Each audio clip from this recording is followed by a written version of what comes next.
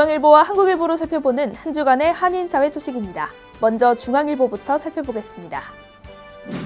한국 인사청문회에서 위장 전입 논란이 불거진 가운데 유학생과 주재원 등 해외 장기 체류자들이 한국 내에 주소를 두는 것이 위장 전입인지에 대한 갑론을박이 이어지고 있습니다. 이에 대해 한국 정부는 해외 장기 체류자들이 한국 내 주소를 보유한 것은 위장 전입이 아니다라는 공식 입장을 밝혔습니다. 또 위장 전입이란 거짓 사실을 신고한 사람 또는 이중으로 신고한 사람에게만 해당된다고 말했습니다. 플러싱 유니온 스트릿의 한인 상권 활성화 작업이 전개됩니다. 이미관 유니온 상임번영 회장은 이달 말부터 간판 철거 작업을 시작으로 상권 홍보 활동과 웹사이트 운영에 나설 계획이라고 밝혔습니다. 뉴욕시 경제개발공사 또한 이번 사업을 위한 예산 지원을 약속하였으며 이번 공사에는 최대 200만 불이 투입될 것으로 예상되고 있습니다. 2017-2018 회계연도 뉴욕시 예산안이 확정됐습니다. 이번 예산안은 새 회계연도를 한 달가량 앞두고 합의돼 1992년 이후 가장 빠르게 합의된 것입니다. 예산 규모는 현 회계연도보다는 31억 달러가량 증가한 액수인 852억 달러이며 사회적 취약계층과 학생 청년 지원 사업 예산이 좀 더 확보된 것으로 알려졌습니다. 요즘 뉴욕시에서 노인을 대상으로 한 묻지마 폭행이 발생해 충격을 주고 있습니다. 마주 걸어오는 노인에게 이유 없이 방망이를 휘둘러 폭력을 가하는가 하면 현금과 지갑을 빼앗는 등의 사건이 연이어 발생하니 외출 시 더욱 주의가 요구됩니다.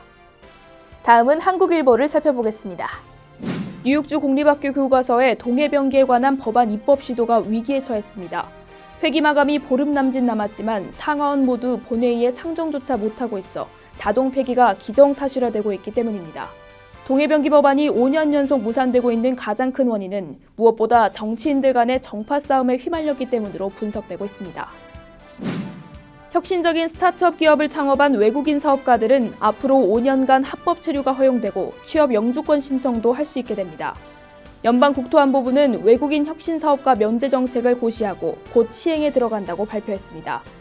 이민 당국에 따르면 프로그램을 신청하기 전 25만 달러 이상의 투자금을 유치하거나 미 정부로부터 10만 달러 이상의 지원을 받았다면 프로그램 수혜가 가능하다고 말했습니다. 당국은 연간 3,000명 이상이 이 프로그램의 수혜 대상이 될 것으로 예상하고 있습니다.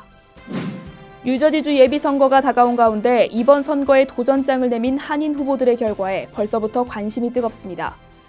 뉴저지주 하원 37선거구는 뉴저지 중에서도 한인 유권자 수가 가장 많아 결집만 된다면 마가렛 안 후보가 본선에 진출할 가능성이 큰 상태며 39선거구에서도 제니정 시의원이 사실상 본선행을 확정지은 상태입니다. 이 밖에도 시의원 선거에 출마한 한인 후보 3명과 잉그루드 클립스의 글로리아 오 시의원, 포트리의 폴륜 한인 회장, 오라델의 미리암 유씨 등의 당선이 유력시되고 있는 상황입니다.